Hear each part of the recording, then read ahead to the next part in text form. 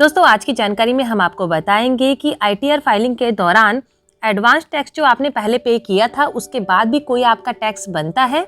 अगर आप उसे सेल्फ असेसमेंट टैक्स के लिए ऑनलाइन पेमेंट करते हैं और पेमेंट तो कट जाती है लेकिन ऑटोमेटिकली वो आपकी एडजस्ट नहीं हो पाती है, आपके फॉर्म में वो शो नहीं हो रही है, तो ऐसी स्थिति में आप कैसे खुद से उसे एडजस्ट कर सकते हैं, इसके बारे में डिटेल में जानकारी आपको लाइव डेमो के माध्यम से स्क्रीन पर दिखेगी, उसे ध्यान से देखिएगा। सबसे पहले आप देख सकते हैं यहाँ पर जिसकी हम ITR फाइल कर रहे हैं उन्होंने जो टैक्स पेड किया है, एडवांस टैक्स जो उन्होंने पे किया है वो है 3,55,386 रुपये। लेकिन ITR में सारी कैलकुलेशन के बाद जो उनकी टैक्स लायबिलिटी बनती है वो है 3,61,555, जो कि एडवांस टैक्स से ज़्यादा है। यानी हमें टैक्स पे करना है तो हमने इसके लिए ऑनलाइन पेमेंट की, इसकी टैक्स की, तो टैक्स की पेमेंट के बाद भी हमारा अमाउंट तो डेबिट हो गया, लेकिन जब हम इस पेज पर आए तो यहाँ हमें शो हो रहा है कि हमारा वो अमाउंट एडजस्ट नहीं हुआ है। तो यहाँ आपको दोबारा से पे करने का ऑप्शन दिखा रहा है, तो यहाँ आपको ये गलती नहीं करनी है, दोबारा से पेमेंट नहीं करनी है। अगर डेबिट हो गया है तो उसका बाकायदा जो रिसिप्ट होती है, अगर वो डाउनलोड आपकी नहीं हुई है मौके पे, तो वो आपको कैसे दिखाई देगी, कहाँ से आप उसे देख सकते हैं और फिर आप एडजस्ट कर सकते हैं, इसको समझते हैं। तो साथियों इसके लिए आपको ऊपर यहाँ पर जो आपको टाइटल दिख रहे हैं, डैशबोर्ड के बाद जो ई फाइल का ऑप्शन दिख रहा है, यहाँ पर आपको क्लिक करना है।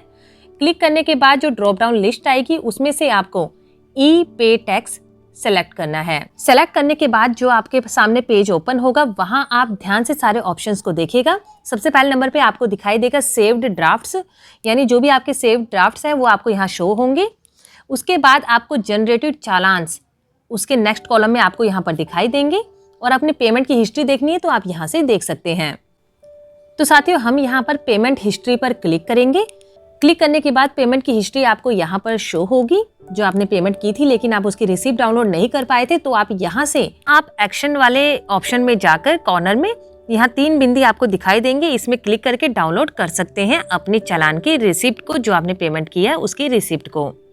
डाउनलोड करने के बाद आप इसे ओपन करेंगे तो ऐसे आपको सारी डिटेल आपके पेमेंट की दिखाई देगी जिनका यूज हमें करना है।